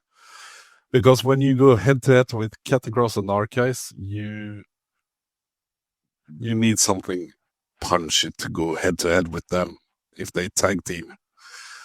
And there's not that many units in the game that can go toe-to-toe with both of these units in a good way. Like, they are going to stand there with a 2-up, 5-up, with a potential all-out defense. It's a 1-up, 5-up base. Yeah. So it's half your army. It's half your army. So, for example, if we take Slaves to Darkness, you're going to have the Chosen and everything like that, which is a great counter because of the high mortal wound abilities going into the Catacross or such. But if you play the Morghast Archive as bodyguard to him and you get to turn 1, you just go for Seize the Center, stand there and like, all right, bring the fight to me. And then you have the catapults going like, all right, you got the Furious on that side, you're going to try to take the flags. I'm going to fire away at them and remove that option for you in the early game. And then see who lost the longest, Catacross or Archives, and always have that threat of the crawler giving strike last to the unit goes into Catacross or Archives as well. So what's the biggest threats to the archive, right? Because again, they're not invincible. Like when you look across the opponent, like what are the things that you air quote this fear the most? Vanguard on the charge, Chosen on the charge, like the high mortal wound unit on the charges. That's like my 2-up armor save can't save me from the mortal wounds. And I do have the 5-up ward, but is it enough against that amount of attacks coming in? Sometimes yes, sometimes no. So it's like really hard to do the math on it. And that's why I love to use the Tyrannic as that frontline screen as well. But that leaves me open in the backline instead, so you have to like trade with the catapult. 260 point it's a lot, but it's not that much if I can remove 2 good battle tactics from your army in a good way. Yeah. Any other units? Like I imagine something like a Morathi. A Morathi would be a bane to the archive. Yeah. Morathi is a horrible stuff to face with the archives. So just laughs in your face. You just like because she has the power, especially with Mind Razor, to delete those archives. Like 2 rounds of combat, she'll remove the archive. Yeah. So if you play Morathi, it's like catapult, make it work, do 3 damage, do 3 damage again. Covering fire, do the 3 damage, die, and then you send in the archives. Yeah, don't rush them forward. Like hold them back a turn just to keep her out of Morathi charge. And just ping 3/3/3.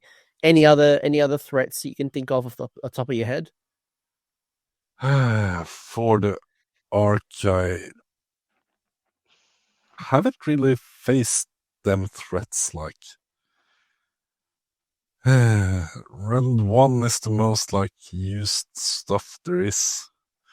We do have the prosecutor turn 1 charge, like 3d6 charge into them with the anti-infantry if you go for it as Casper did against me in World Championship. He made all of the correct decisions against the Archives and went for it and did great. So there is some potential there. Learned how to... So what was that? I learned how to screen against that 3d6 charge with the prosecutors after that game, so... I will call out my sons as well. I think Gargants, obviously with the high rand, there's a bunch of boosts. They can get it. You better delete them because they will equally threat you back and smash you. Although it was the Death Riders who did more damage to me than the Archive, personally. Yeah. So I've actually played the Guardians a little bit, and when you... Like, if I play my Archive safe and use the crawl or cohort and Catacross as the front line, you get to kill Catacross for my part. It doesn't really matter for my Archives to be able to deal the damage. The crawlers are the best potential threat against the Sons of Behemoth with the Strike Last ability. So even if you wish to charge me and deal the initial damage, on a 4-up or 3-up with the Oss Effector, you have Strike Last, Archives gets a swing at you, potential Ren 5, goodbye. So this is the list that I actually played. So Australia's largest tournament just kicked off a few weeks ago, CanCon. I went 4-1, and my only loss was against this list. So this is Jesper, not Jesper. So being a top performing OBR player, you must have the name that starts or is similar to Jesper. So it's clearly a theme. I think Jesper, you were like, this is not my list. Yeah, this is like, sure. So before the points update, I did pretty much this list, removed the Tyrantic and played with the Lich Cavalos in the Cavalos lands.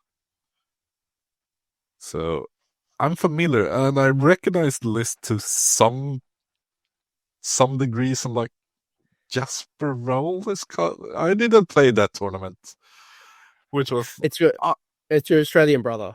Yeah, he's a cool guy. I like the list, and this is one of the lists I would recommend anyone who wants to start playing the Mortar Crawler to start with. This is an excellent list.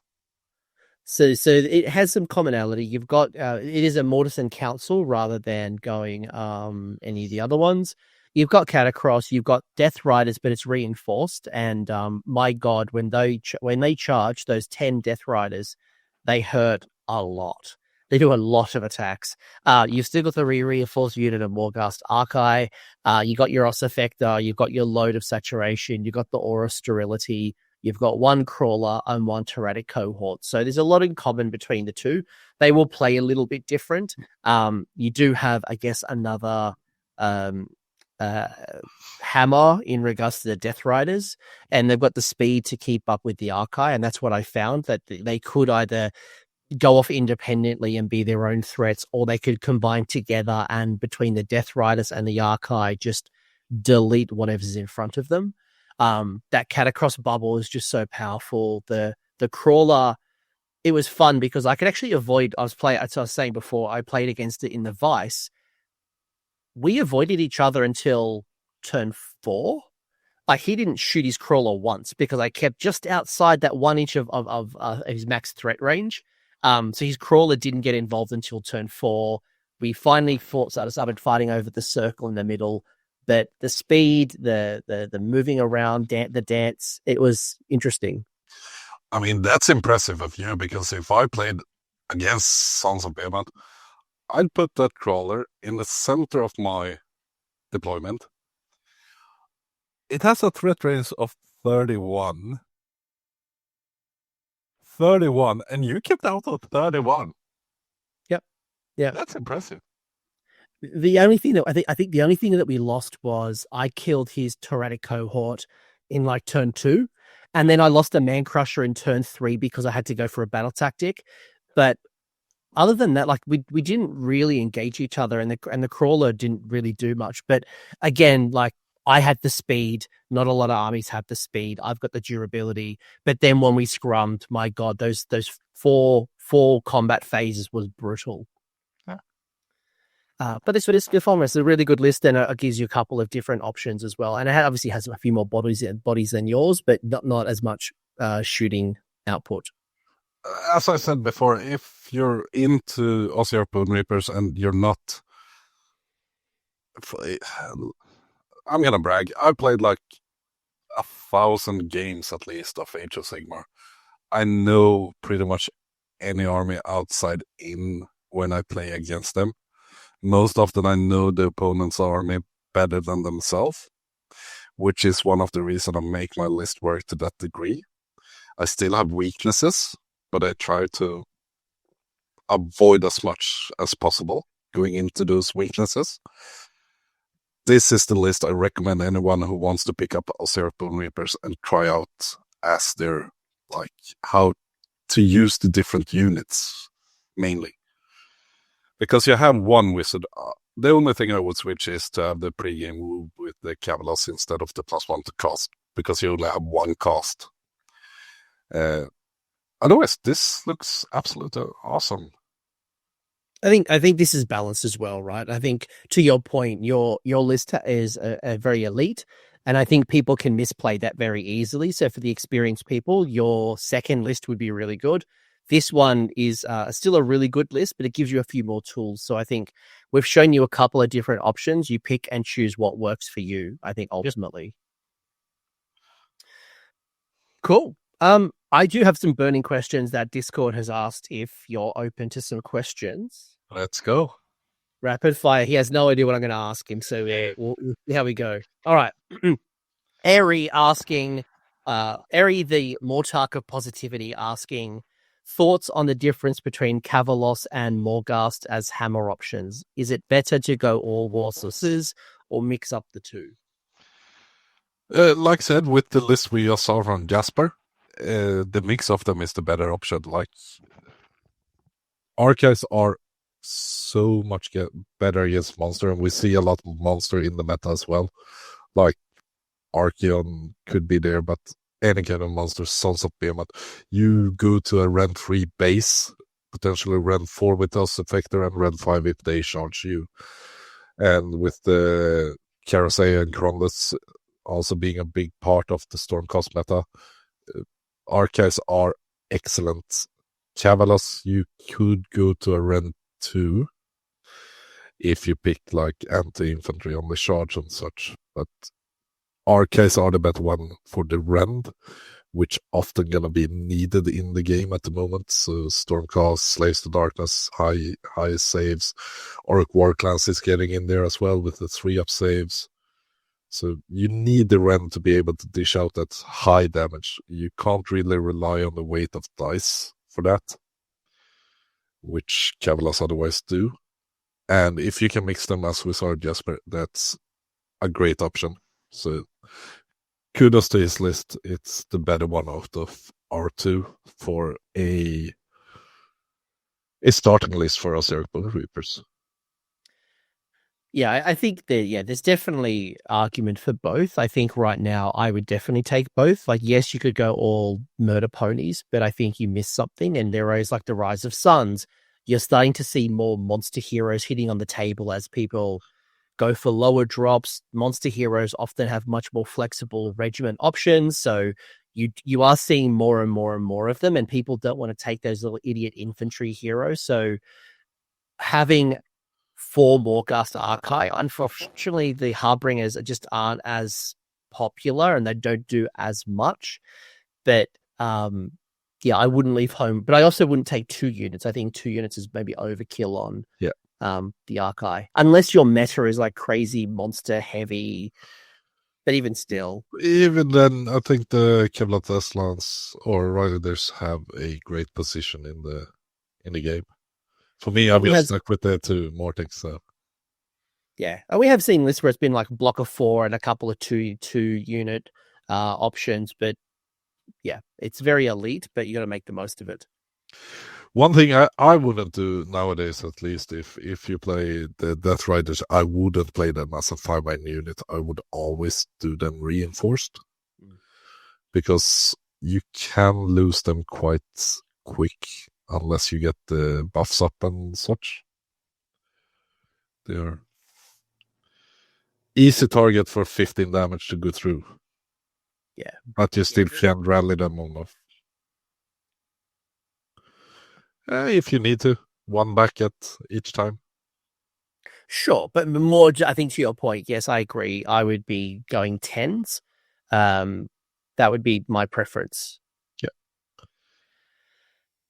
Egg on a Pan saying, what do you think of the decrease in recursion for OBR now that the Bone Shaper and the Harvester is really the only models to be able to bring back, and it's based on a chance? Yeah, I'm all for it based on how the other armies were treated as well. I do miss it, but I don't think they did us dirty on that one because we still are strong. And if we can wipe the enemy and they have some recursion, it's fine by me. Like Soul Blight has good recursions.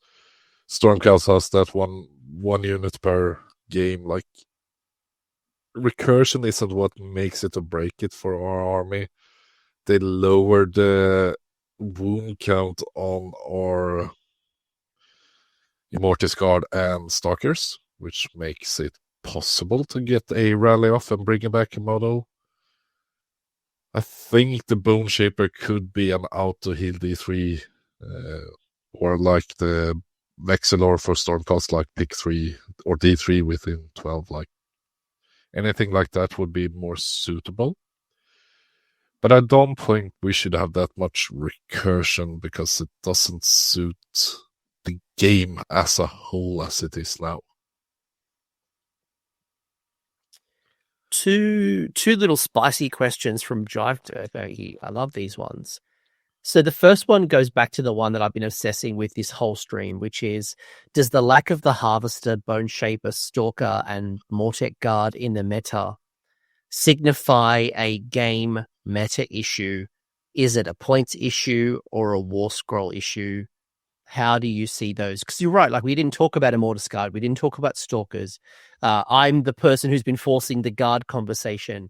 So there's this pool of units that are like a must include, and then there's a whole bunch of units that like aren't really being included. So what we've seen as what I call the game at the moment is special weapon and tactics. We play SWAT teams nowadays without the recursion that used to be. So once you go SWAT, you need to specialize, and Archives, Death Riders specialize in damage output to get rid of that enemy or of that opponent's strong units. You need to deal with that. You are not supposed to deal with the damage incoming. Immortis are great at dealing with incoming damage or buffing up like Catacross. But it isn't what you need in the game as a whole at the moment. You need the damage forward, like you need to push for damage instead of being able to tank the incoming damage in the long run. That's why Immortis Guard is falling out. Sure, if they did some huge changes to Catacross, so you don't play him and you play like only infantry heroes, you don't play either Catacross or Arcan, then absolutely a unit of Immortis Guard would be viable to play.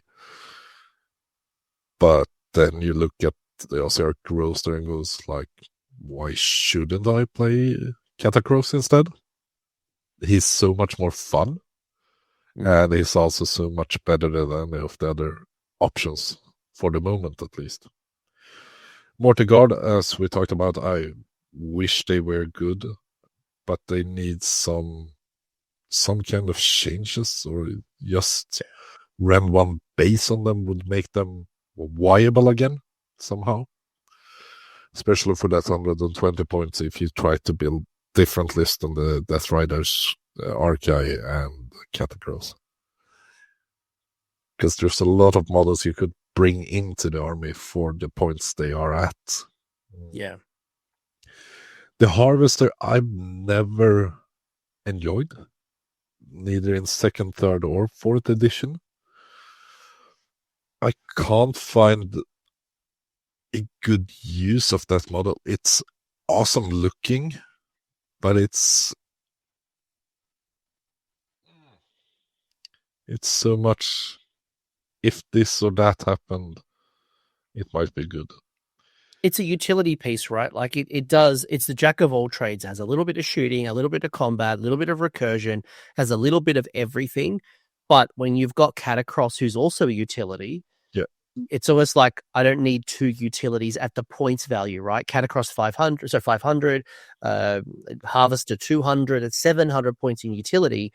What I need is output, objective control, all these other things that those two combined. So for the Harvester, in my opinion, give it a 3-up save and see what happens. Then it would be maybe taken with Catacross, because you could get it to a 2-up save and go for the tankiness of it and send it out on a flank by itself and try to fight it. I wonder if the role needs to change as well, where the Harvester is so tied to the Mortek Guard. Yeah. I wonder if it's more like an Avatar of Cain, where it's this little independent combat beat stick that goes out and does its thing. You can't reinforce it. It's definitely not some super powerful combat, but it packs a punch. Like an Avatar of Cain will trade up very easily. Yeah. And we should have that for that one as well, or give it options or something. I would like a bone construct to be like a Sons of Behemoth, but a bone giant instead, controlled by Nagash, instead of we do have the mercenaries. I mean, is it a gate breaker for death? Yeah, Gatebreaker's death. Yeah. So instead of the Gatebreaker, give us that bone construct to be a giant for Ossiarch Bonereapers, which would make so much more sense, to have, and give it some proper rules for fighting and everything like that. Anyone who's listened to this channel over the years will know that I've said if Ossiarch Bonereapers was able to bring in the bones of the monsters, right? You've got all these god beasts that have come out. There's, more Crushers, Mega Gargants. There's so many monsters out there. Star Drakes. If you can hodgepodge that into some type of giant, something bigger, that draws me up. The Leviathan in, give me a Leviathan. Surely there's parts of a Leviathan that you can put in. There's this. Mr. For me, what I'm thinking is all right, we have the Immortus Guard, we have the Stalkers. Give us one of them, but as a big guy. Yeah, there has to be something. There has to be. Yeah, or that big guy with a bow or whatever, just a bigger guy. Yeah, I'm with you. Obviously, we don't want to take away from Nagash, but there has to be some type of bigger than Harvester. Yeah. All right. Size doesn't matter. Well, yes, it do. It would be pretty cool. A giant of some degree would be very, very cool in OBR, and very fitting too. Very, very fitting. Jive Turkey had also asked, while we're talking about Catacross, do you see a world where you wouldn't run Catacross in a competitive list? At the moment, no. He is too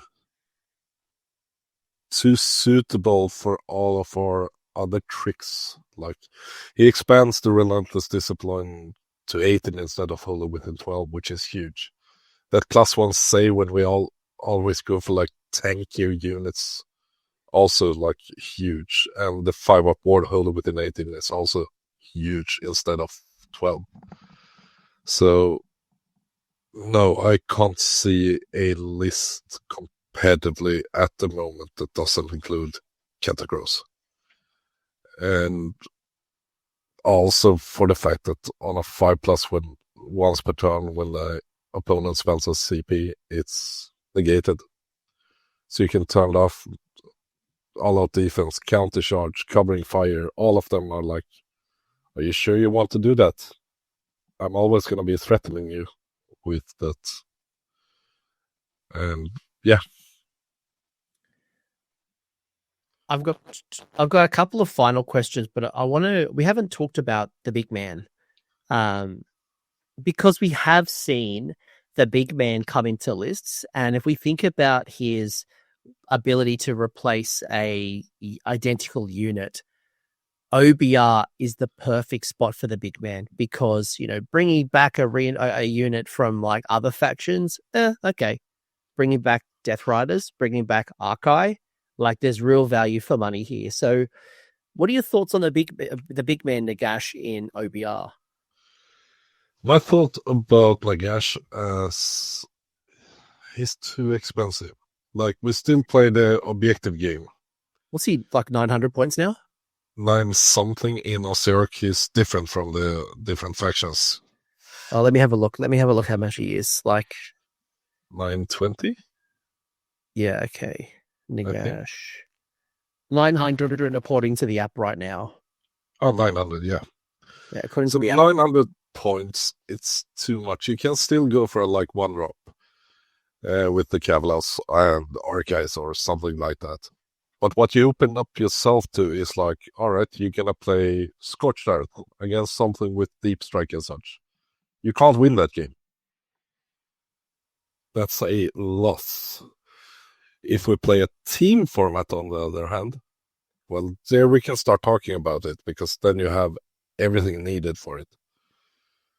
And once people who are good players learn how Nagash and bring back a unit works, those Cavalry Death Riders, I'm going to leave them with 2 or 3 models, and you ain't going to bring them back. So it's fun as a concept. It's great. He's a strong character as well. But it's so easy to play around him once you start playing at the top level of the competitive scene. But if you're a Nagash fan, and I am a Nagash fan as well, I play him in pickup games for fun when we do stupid shit, but I don't bring him out for the competitive stuff, because other players are too good and know how to counter his good effects in the game. Yeah, like Nagash is competitive. If you take this to a tournament, you probably go 3-2. Yeah. But then when you start hitting to your point, the much more skilled players, they'll know how to handle or ignore Nagash, or, to your point, keep that unit on one wound or 1 or 2 models, and really delay that Supreme Lord of the Undead ability. Yeah. And there's a high chance that he might die himself before he gets to trigger it as well. So.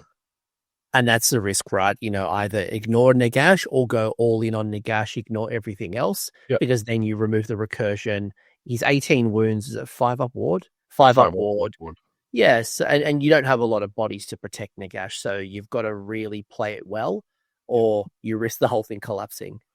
So one of the most fun and stupid lists I've played so far this season is Nagash, Arcan, and Catacross in the same list.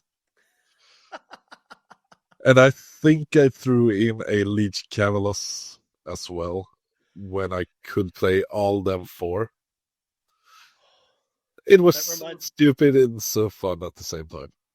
That is hilarious. I thought the Alarial, Lady of Vines, Durthu, like Sylvaneth, like Belthanos build was silly. This is next level. Like that's incredible. Before we wrap up, I do want to talk about this other man, the half big man. Like, because Arcan was really powerful. You know, he was so annoying. You know, having what was that spell where you just like take a point of damage and then teleport around the board? He was so annoying. Yeah. But I don't think I've seen an Arcan list like competitively go decently. Like, it just seems to have dropped off the radar completely.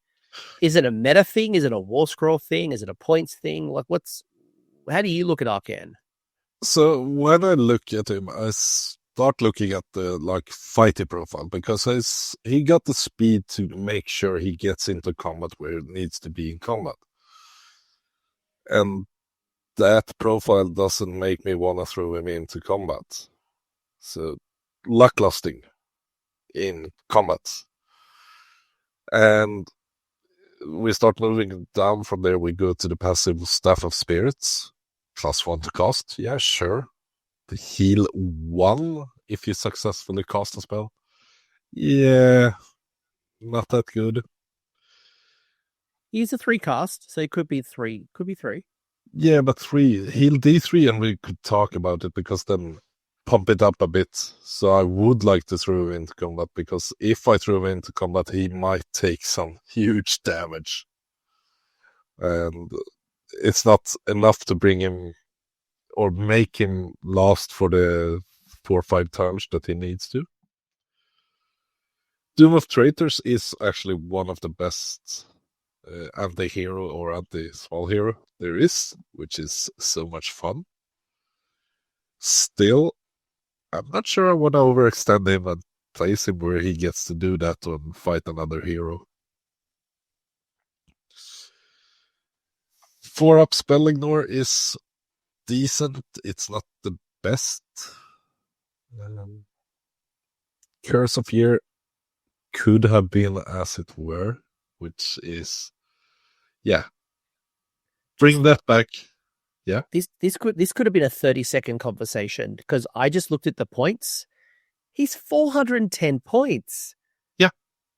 Like, he's like, no. Yeah. No. Yeah. I think of Arcan like 3rd edition. He was like 360, 350. Like, I think of him like that low, like that mid 300s. Yep. There's no way in hell I'm paying 400 points for this guy, especially when I can find an extra 100 points and get Cat across, who just does so much for me. Yeah. No. Well, let's start with the point then. 410, too expensive. Go on. No. What you said is true. Like, there's a lot of things that he has that just don't quite need, and with the speed of OBR, you need him to get involved in combat right now. It's not that slower paced 3rd edition where you could walk up the board. It was a slower game. It was a grindier game. Arcan could be jumping around the board, picking its fights. It is very aggressive, very fast, and I need Arcan to be almost playing like Neferata, a little bit more combat-y, a little bit more buffy or debuffy. Like.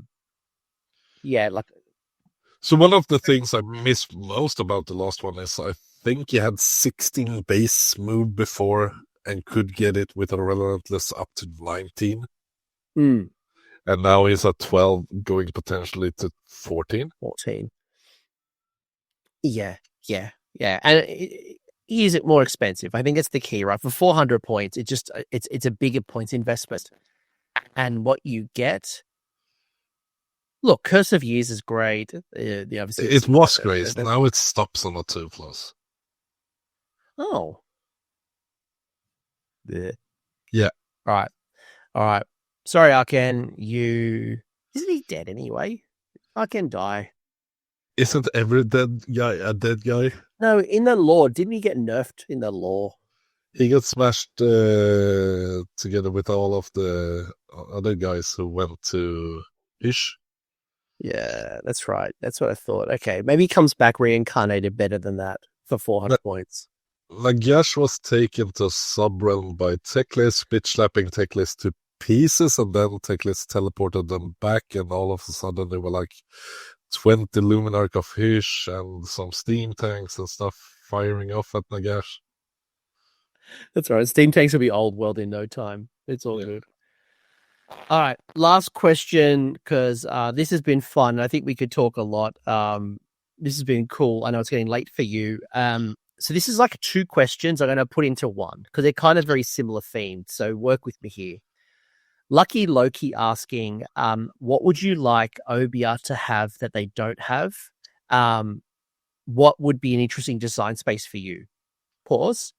Johnny Vampire asking, for future OBR models, would you rather GW focus on this Greco-Roman traditional military style or a more fantastical, weird bone construct? So this is now talking about the future. What do you want? So I do want that big Immortis Guard or big Stalker that we talked about before here. Like, I want that big giants. That Sons of Behemoth, but Ossiarch Bonereaper, bone construct, big dude. But I do actually enjoy the theme they have with the Ossiarchs at the moment. And the only thing I truly, truly miss is the little archer from Mcryan's Warcry or Underworlds pack. Oh, yeah. The guy with the axe, he has his crew, and one of them actually has a bow. So I would like a Mortarguard unit with bows instead. That would be like, give me these 2 units and maybe a monster hero somewhat, and I'm gonna be happy. Otherwise, I think we have it all already, except these 2 things, pretty much. I could see like when I look at Immortis Guard and Necropolis Stalkers, I feel like it's just a shooting version of that. It reminds me, maybe I'm going Tomb Kings with this, is it the Shanti Bowman? Yeah, but like, even if you copy it from the Sylvanet, like the Kurnoth Hunters, like they have 3 weapon options. We have the Immortis Guard, we have the Stalkers, and we have one with bows instead.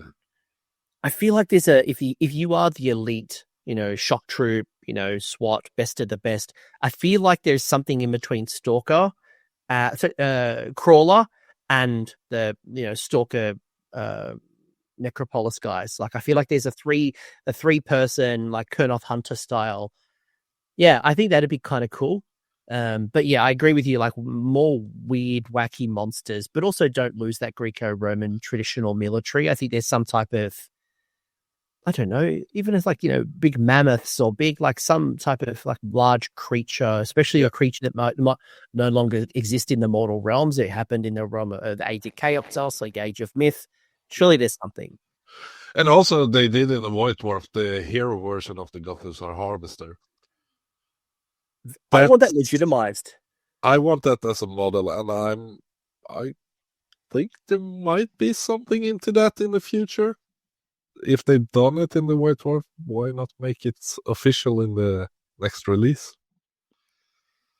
Yeah, I saw a lot of people excited about that, and they wanted to kit bash, but you don't want to kit bash for something that has no tenure. So even if it was a kit bash, because that's probably one thing I really love right now playing Old World, is that it encourages kit bashing. In fact, units are made as kit bashers. There's this new unit in the Empire that's like, get your crossbows and then your outriders, put them together, and they're this new unit. Yep. What you just said, that White Dwarf model would be perfect. Yeah. And I think it could be a great model to implement as well. Like, also make the Liege Cavalos, but make him ride a big crocodile pretty much instead. Like a monster type of him. So him on a monster for a fighter character frontline, and then a mage onto the harvester to be the supportive, like we knit stuff together. So the bone shaper on top of a harvester pretty much. And Liege Cavalos give him a monster to ride. You've hit a really good point, and maybe my last wish is all of your combat heroes are unique. with the exception of the Leech Cavalos. I feel like there has to be another ununique, just generic thing to take advantage of hero traits. Like give me something decent, something that's fighty, and maybe it's a monster riding hero, but like that seems like a big gap. Yeah. So that's like, I wish for it, and I think with the new Soulblight Gravelord around the corner, they shown us some amazing models coming out, and let's take them and make them pumpier. Like Ossiarch Bonereapers are pumpier, like structure-wise. So it's gonna be fun. Actually, you can take that new dragon. That obviously we don't know the rules, but like that new dragon that's coming out, not the Vordride, but the unvordride. Yeah, that'll be interesting. Like that could be a 500-600 point Gargant. Yeah. That could be interesting in OBR. We'll have to wait and see. It could be, but it wouldn't be affected by the relentless discipline point, which would be lacklusting for it. Yeah. We'll have to wait and see. We're speculating. We got no idea. But Jesper, any final thoughts? Go for it. Or last good one. If you plan on bringing a regiment of renown, the Shamblers, the zombie and the corpse cart. Okay. It's a thing. Because -1 towards aim and -2 towards aim. Interesting. Now we're going down a Pandora's box because someone did ask me about the Summer King Regiment of Renown. I'm like, oh god, we're gonna go down, gonna go down a rabbit hole. Yeah. At least if you're looking into some team tournaments, that's one way to look, I think. I think it comes down to what gaps you have. Are they gaps, and do you want to fill in those gaps, or do you want to lean in onto your strengths? And I think the list that we've previewed today, the discussions that we've talked about today, has leaned into your strengths rather than toning down your strengths to fill in your gaps. But you do you. Yeah. All right, Jesper. Anyone you want to say hello to wrap this up? Because I've got to go to work. Well, for me, it's always the guys at Malarkey, my crew. I'm one of the guys behind it. Shout out to them for helping me. And shout out to everybody who comes to Asylum Wargaming, which is my venue. And I'm hosting around 15-16 tournaments a year. And just after Easter, we're doing a first Ironman here. So it's going to be fun. And for the folks who may not be familiar with Malarkey, right? So do you want to give us the 30-second? Definitely worth checking out, folks. Go check them out. But give me the elevator pitch. So basically, it started as a tracking system for some Path to Glory from the two other guys that plays. And then they brought me in on it, and now it's a tournament organizing platform. It's going to be a list building platform for Age of Sigmar. It's going to be a collection page for Age of Sigmar. Pretty much your Pokemon shelf. So take a picture of it, put it in there.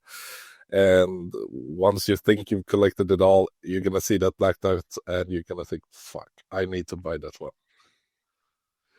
So, Path to Glory, everything, create lists, write narratives, go check out pretty much Johannes G from Germany. He writes amazing short stories and post them in there as well. It's a real ecosystem. Like, it's more than just like a list builder or like a tournament submit score. Like, it's a real ecosystem that you guys have put together. So I'd highly recommend checking it out. Hopefully the Facebook of Age of Sigmar in the future. That's a big claim, but I think go check it out. Go check it out. Cost you nothing. Cost you nothing. Yeah. All right, Jesper. Thank you for your time. I really appreciate it. I think we had a great discussion around OBR. They are definitely in a really interesting spot. I'm excited for the future. I think Relentless Discipline is they're in a good spot, and they're in a very tough nut to crack right now. But it's all about the play style and you learning your basics, your fundamentals. find yourself within the Ossiarch Bonereapers. Don't try to find what somebody else did. That's like the main with them, because there's so much you can do with them, and it's all up to you what playstyle you want to go for. Amazing. All right, Jesper, thank you for your time, everyone. I hope you enjoyed the episode. And if you want to talk more OBR, Discord link there down below. Massive Discord community, 11,000 members. OBR people are popping off. There'll be plenty of chat after this, so come join us if you're not already. All right, bye. See you later. Bye. Bye. Thanks for hanging around until the end. I hope you enjoyed that video and you walked away with a few new ideas. Now, if you did, I would love it if you pressed like on the video, as well as left me a comment with your thoughts. The conversation will continue over on Discord, and the link is down below in the episode description. I also want to give a massive shout out to the AoS Coach patrons and YouTube members who are supporting the channel and the growth that you're seeing here. So cheers, you are all bloody legends. And until next time, don't roll a double one on a spellcast.